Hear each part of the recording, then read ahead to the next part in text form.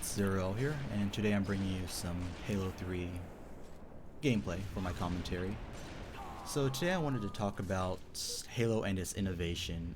I watched a few videos just recently on YouTube about whether or not Halo should innovate its gameplay or should innovate its community functions. And personally, I do like Halo's simplistic arena gameplay.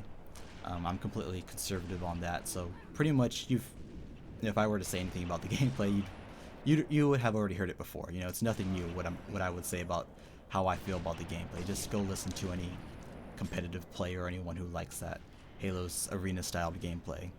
But what I want to focus on is how Halo could innovate with its community functions, because Halo is known for having a huge community, different all types of different players playing it, clans, forgers, modders, campaigners, all those types of people.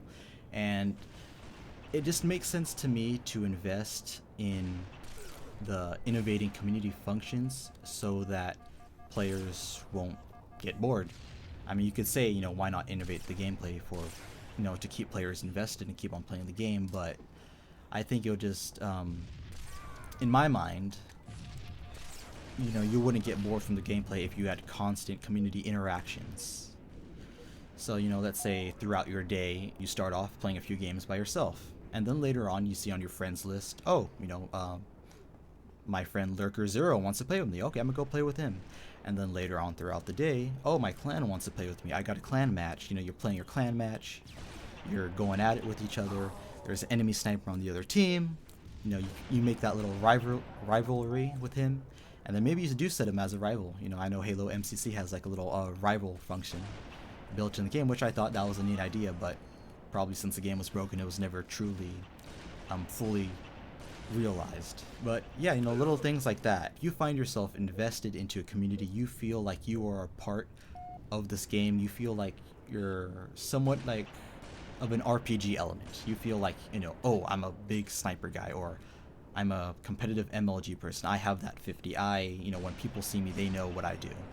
So I just feel those type of feelings are they take the game further than just changing up the gameplay. So when you find a golden standard of gameplay that fits your game really well, I don't believe you should really stray too far from that magic formula that made your game so great.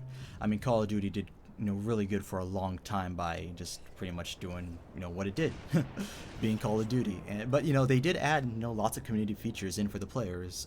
Another game that I like to bring up is Counter-Strike.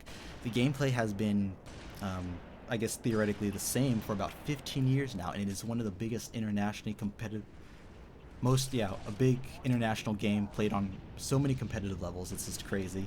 And it has lots of community functions too. You have custom servers, you could do this, the game is fully moddable. Everyone, if you have your specific niche in Counter-Strike, you could go find it, you could go play it. You want to play zombies, I'm sure you could find a server that does that. And that reminds me too of another game, Titanfall. That game it did good in the beginning, but then it completely fell off, and I wondered why. I mean, I looked at the gameplay and it seemed pretty fun. You could go parkour, really fast gameplay, got mechs, it was all these cool things. But one thing that it lacked was supportive community functions. There was no ranks, no custom servers. They added ranks, but by then it was far too late.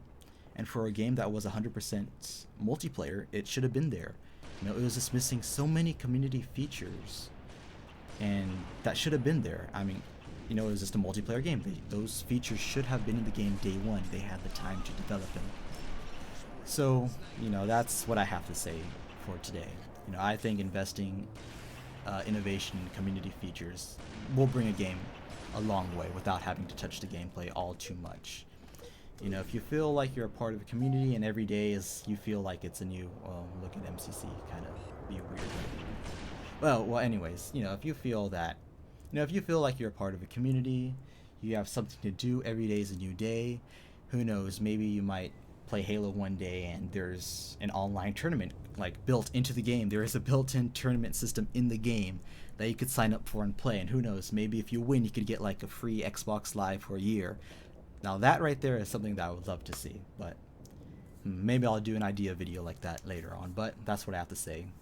See you on the digital battlefield. Zero out.